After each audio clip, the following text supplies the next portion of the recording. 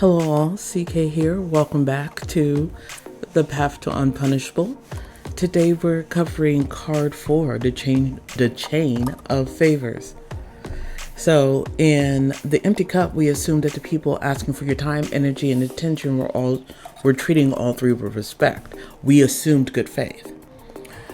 But most of us have at least one person that believes that they are entitled to your time, attention, energy, your money, or your silence. And when you say no, they don't negotiate, they punish. And the argument is always some version of you owe me. Either I'm family, or I helped you when no one else would. I'm your boss.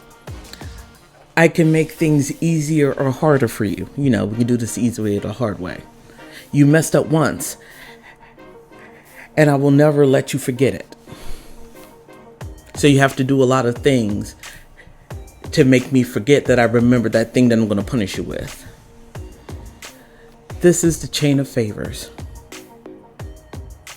And it is heavy. The chain of favors matters because checking your levels, like we learned in the empty cup, often reveals something harder than exhaustion. It reveals entanglement. You may be chained to a situation that benefits your ego, your reputation, or your access. It can quench your loneliness while equally draining your soul. You may be increasingly aware of the harm that's being done to others and to yourself, but the cost of leaving feels unbearable. The threat of losing status, protection, or belonging looms larger than the damage you're witnessing. So you tell yourself that this is the price of survival, that it will pay off eventually, that once you're secure enough, you'll do the right thing. But the long run never comes, and time only adds more links to the chain. This part is a particularly hard part to talk about, the inspiration behind this card and why I created this card.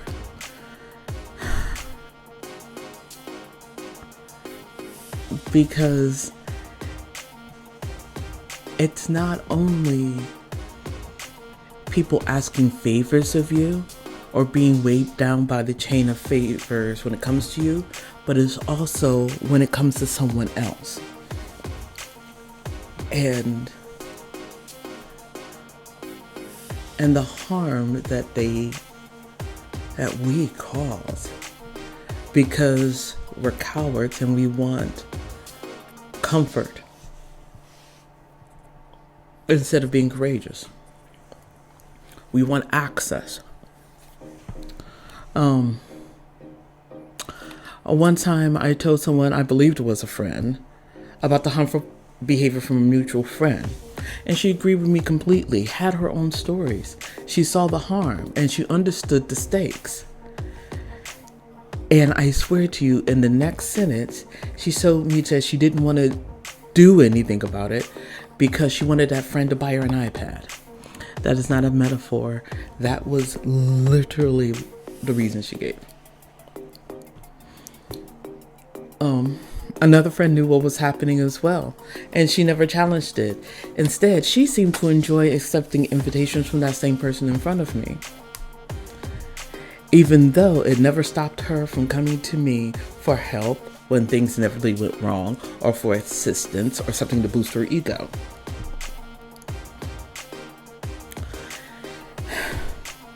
And then there's the moment that hurts me the most. It's something that I still think about.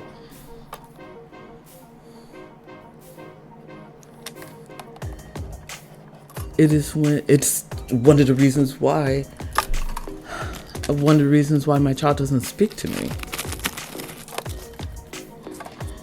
And that is when we fail our children.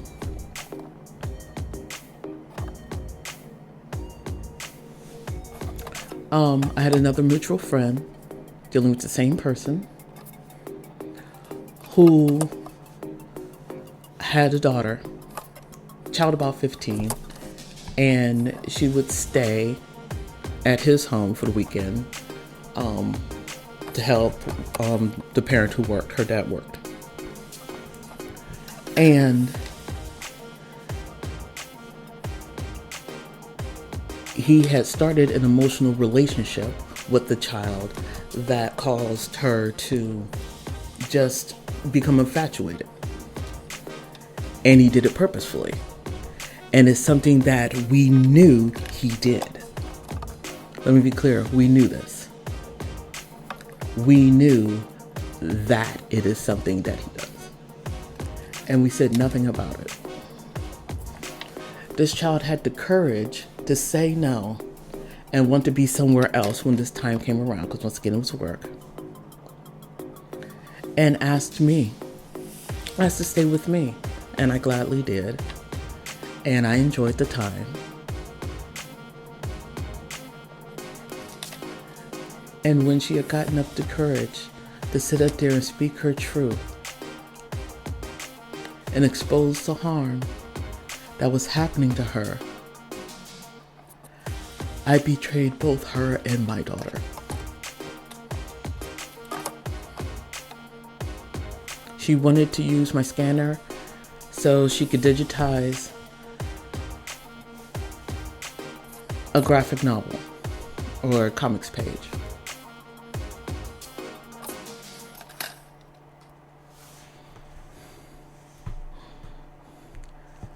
Telling her story about what she was going through. And I recommended that we talk to her father first. And on the level, that would seem reasonable. But once again, we're talking about the chain of favors. I suggested this knowing full well that her father would eat through a truckload of laxative and wouldn't fart a peep unless his friend, that man, said so.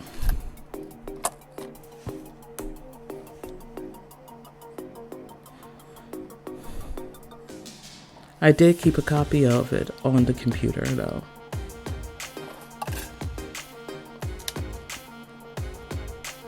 Because I promised that I would send it if they had talked about it. And they agreed. She was punished.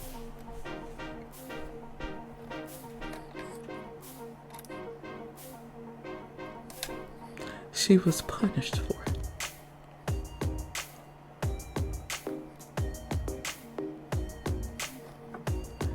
When I could have helped her heal.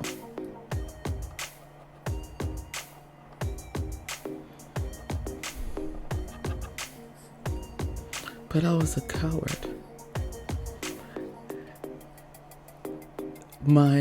The circle that I had wanted my entire life was crumbling, and I wanted to hold on to one piece of it.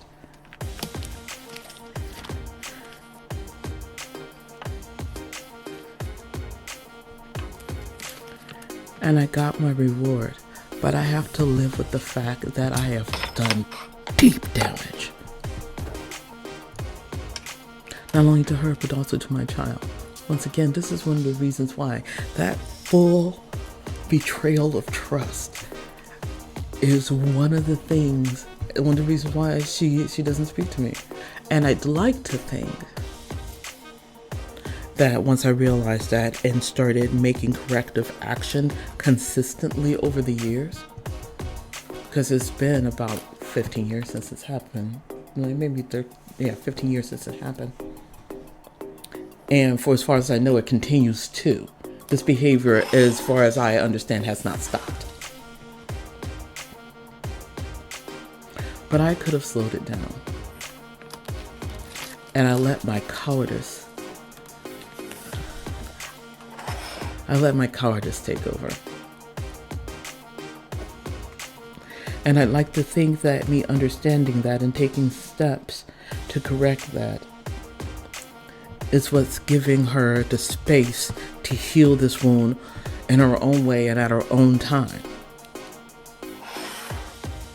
And one of the best ways I have found to do that is not having your mother's constant voice in your ear. I get that. One of the steps is figuring out what you think about things and why you think about things without making a choice and having your mother's voice in your ear yelling at you. No one needs that. She doesn't need that.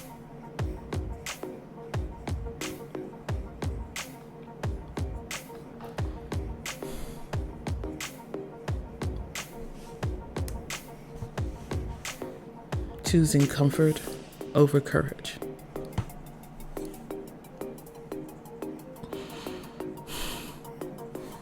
The times we protected a friendship, a job, or a social position that have been harming us for years and let that harm spill outward.